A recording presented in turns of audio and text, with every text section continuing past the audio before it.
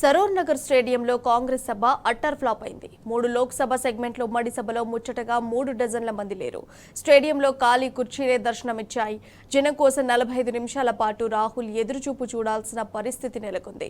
CM Revanth రోడ్డుపై జనాన్ని సమీకరించారు.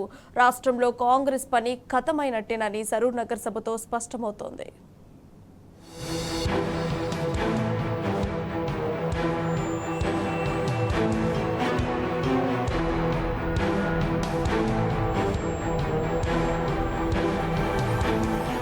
బుధవారం సాయంత్రం 6 గంటలు హైదరాబాద్ సరూర్ నగర్ లోని ఇండోర్ స్టేడియంలో కాంగ్రెస్ ఎన్నికల సభ.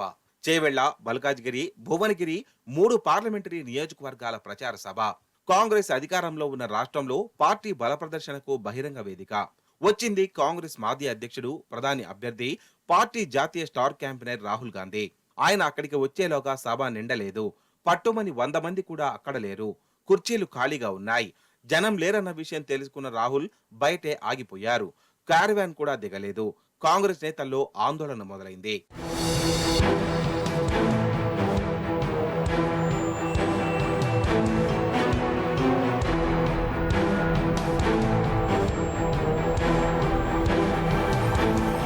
తత్తరబిత్తరైపోయి ఎవరికి వారు పురమాయింపుల్లో దిగారు. ముఖ్యమంత్రి రేవంత్ రెడ్డి స్వయంగా వ్యాన్ దిగి రోడ్డు మీదకు వచ్చారు. స్టేడియం గేటు వద్ద నిలబడి ప్రజల్ని లోపలికి పంపే పనిలోకి దిగారు. అప్పుడే డీసీఎం దిగుతున్న ప్రజలను లోపలికి పదండంటూ పురమాయించారు. భద్రతా సిబ్బంది, కాంగ్రెస్ నాయకులు కూడా అక్కడున్న వారిని స్టేడియం లోపలికి పంపుతూ కనిపించారు. ఇట్లా జన సమీకరణ 45 నిమిషాల పాటు సాగింది. అంతసేపు సీఎం రేవంత్ రెడ్డి రోడ్డుపైనే వేచి చూశారు. రాహుల్ గాంధీ క్యారవాన్లోనే ఉండిపోయారు. చివరకు 7 గంటల 10 నిమిషాలకు రాహుల్ వేదిక మీదకొచ్చారు. ఎట్టకేలకు కొంతమంది జనం రావడంతో సభ మొదలైంది. బహిరంగ సభ ముగిసే సమయానికి మైదానంలో 2000 మంది కూడా లేరు. దీంతో రాహుల్ కూడా నిరాసక్తంగా కనిపించారు. 16 నిమిషాల్లోనే ఆయన తన ప్రసంగం ముగించారు. ఎలాగోలా సభ ముగియడంతో అక్కడున్న కాంగ్రెస్ నాయకులు ఊపిరి పీల్చుకున్నారు.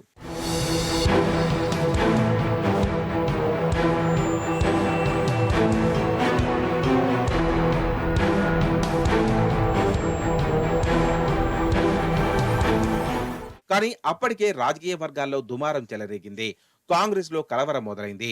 కాంగ్రెస్ అధికారంలో ఉన్న రాష్ట్రం, అందున 14 సీట్లు గెలుస్తున్నామంటూ ముఖ్యమంత్రి చెప్పుకుంటూ తిరుగుతున్న వేళ సరూర్ నగర్ సభ అట్టర్ ఫ్లాప్ కావడం కాంగ్రెస్ నాయకత్వానికి మింగుడు పడని పరిణామంగా మారింది.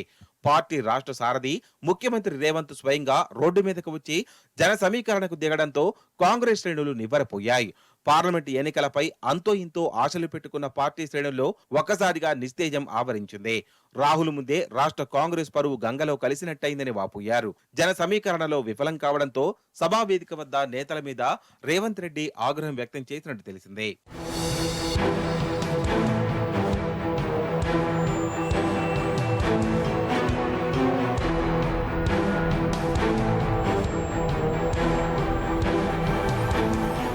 ఎంపీ అభ్యర్థులు రంజిత్ రెడ్డి, సునీతా మహేందర్ రెడ్డి, కిరణ్ కుమార్ రెడ్డితో పాటు హైదరాబాద్, రంగారెడ్డి జిల్లాలకు సంబంధించిన కాంగ్రెస్ నేతలు, పలువురు ప్రజాప్రతినిధులు ముందుగానే వచ్చారు.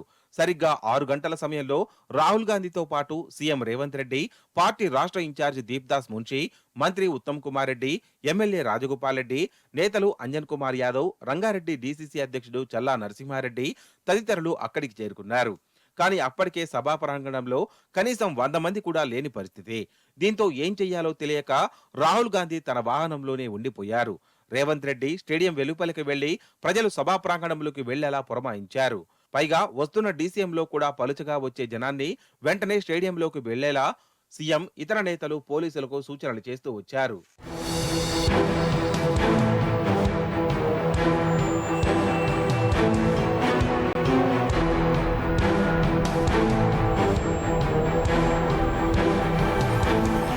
సభా ప్రాంగణానికి వచ్చిన రాహుల్ గాంధీ ఏకంగా 45 నిమిషాల పాటు ప్రజల కోసం వేచి చూశారు. కానీ పెద్దగా ప్రజలు వచ్చే పరిస్థితి లేకపోవడంతో ఎట్టకేలకు సాయంత్రం 7 గంటల 10 నిమిషాలకు రాహుల్ సభా వేదికపైకి వచ్చారు. అప్పటికి ప్రాంగణంలో కుర్చీలన్నీ దాదాపుగా ఖాళీగా దర్శనమిచ్చాయి. ఇక లాభం లేదనుకుని వెంటనే సీఎం రేవంత్ రెడ్డి తన ప్రసంగాన్ని ప్రారంభించారు. సీఎం ప్రసంగిస్తుండగానే చాలా మంది మహిళలు వెనక్కి వెళ్లిపోవడం కనిపించింది. దీంతో రేవంత్ తన ప్రసంగాన్ని అర్ధాంతరంగా ముగించి రాహుల్ గాంధీ మాట్లాడాల్సిందిగా కోరారు. దీంతో రాహుల్ గాంధీ తన ప్రసంగాన్ని త్వరగానే ముగించారు. దీంతో సభకు వచ్చిన కాంగ్రెస్ నేతల ముఖాల్లో నిరాశ, నిస్పృహలు కనిపించాయి.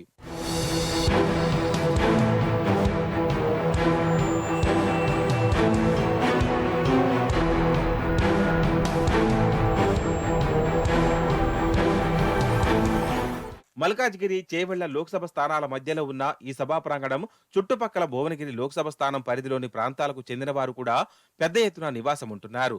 అయినప్పటికీ సభకు ప్రజలు రాకపోవడంతో తీవ్ర స్థాయిలో చర్చ జరుగుతోంది. కాంగ్రెస్ పార్టీపై క్షేత్రస్థాయిలో ఉన్న వ్యతిరేకతను ఇదో నిదర్శనమన్న అభిప్రాయాలు వ్యక్తమవుతున్నాయి.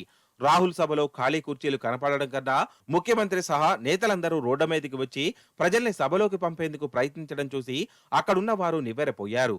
చిన్న సభను నింపడానికి కాంగ్రెస్ నాయకులు ఆపసోపాలు పడడం వారిని విస్తుపోయేలా చేసింది.